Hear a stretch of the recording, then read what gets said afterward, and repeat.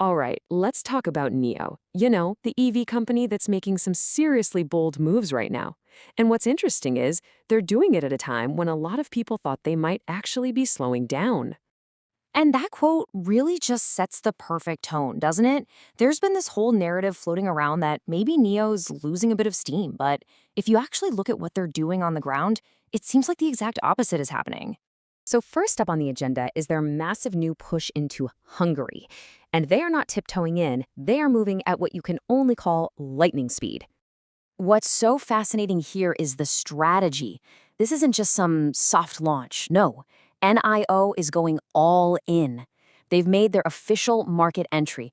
They're bringing their main high-end lineup and, get this, they're also launching their brand new, more affordable Firefly sub-brand with the very first cars set to hit the road this January.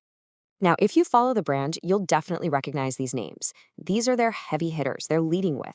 You've got the slick ET5 sedan, the super versatile ET5 Touring, and their popular EL6 SUV. This lineup alone shows they are dead serious about competing at the premium end of the European market right from day one. But here's the real kicker. That Firefly sub-brand, it's launching at a price point right around $36,000. I mean, for a company that's known for its premium, high-end cars, this is a huge competitive shot across the bow. It's designed to grab a much, much bigger piece of the market. And they're doing it even as everyone's talking about potential new tariffs on Chinese EVs in Europe. Okay, so you might be thinking this whole Hungary thing seems to have come out of nowhere, but it's not happening in a vacuum, not at all. This is a super calculated decision, and it's built on a foundation that NIO has been quietly putting in place for years now. So it makes you ask the obvious questions, right? Of all the places in Europe, why put so much focus on Hungary? And why hit the accelerator so hard right now? Well, the answer is pretty straightforward. The groundwork was already there. This is not some sudden pivot. NIO has actually been operating in Hungary since 2022, building out the infrastructure for this exact moment. And you can really see the momentum building when you look at it on a timeline. It all started with that crucial battery swapping station plant they opened in Hungary back in 2022. Now fast forward to late 2024, they debut in neighboring Austria, and then almost immediately they announce the full-scale market entry for Hungary. The pace is picking up, and it's absolutely intentional. But look, as important as Europe is, it's really just one piece of a much, much bigger ambition.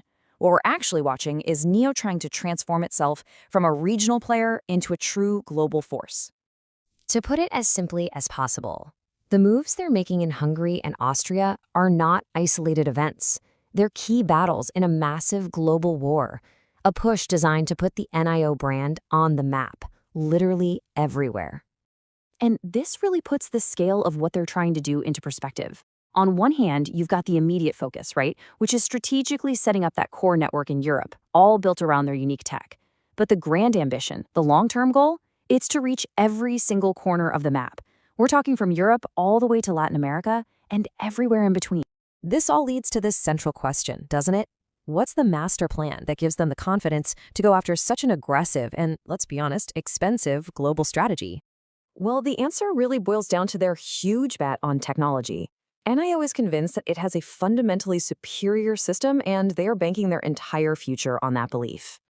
At the absolute heart of all this are their battery swapping stations. So instead of plugging your car in and waiting, for hours, you just pull into one of these stations, an automated system comes out, takes your depleted battery, and swaps it for a fully charged one in about 3 minutes. It completely changes the whole game of EV ownership and what people call refueling time. The whole company is basically operating under one assumption, that in the long run, the best technology wins. And they're positioning their whole battery swapping ecosystem as that superior technology. They are willing to bet the farm on it. So where does this all leave us?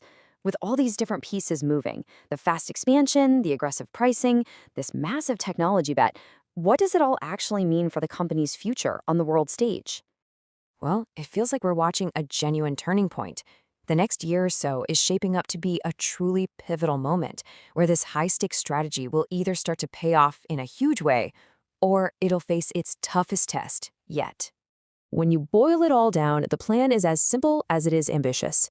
It's to flood the world with what they believe are fundamentally superior electric vehicles, all powered by a superior refueling technology. And so we're left with a big question, the one that really matters to investors. How will these bold, global moves, this all-or-nothing bet on tech and expansion, how will it all actually play out on Wall Street? Well, that is a story that is really just beginning to unfold.